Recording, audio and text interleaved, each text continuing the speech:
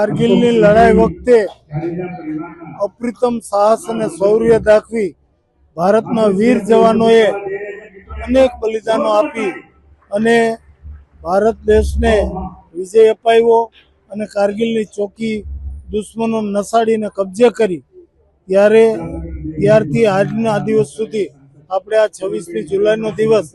કારગિલ વિજય દિવસ તરીકે ઉજવીએ છીએ અને અહીં જામનગર ખાતે હાલાર જિલ્લા માજી સૈનિક મંડળ દ્વારા આ દિવસની ઉજવણી વીર શહીદ દિવસ તરીકે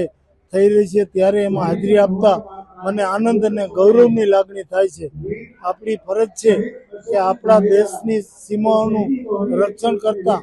આપણી સ્વતંત્રતા અને સાર્વભૌમત્વનું રક્ષણ કરતા જાનની બાજી લગાવી અને આપણા દેશની સીમાઓનું રક્ષણ કરતા આ સૈનિકો કે જેઓ વીરગતિ પામ્યા છે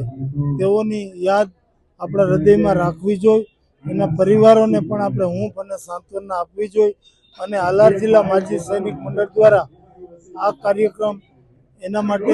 યોજવામાં આવ્યો છે। આ કાર્યક્રમ બદલ હું હાલાર જિલ્લા માજી સૈનિક મંડળના હોદ્દેદારોને ખૂબ ખૂબ અભિનંદન આપું છું। આજ રોજ કારગિલ વિજય દિવસ ઉપર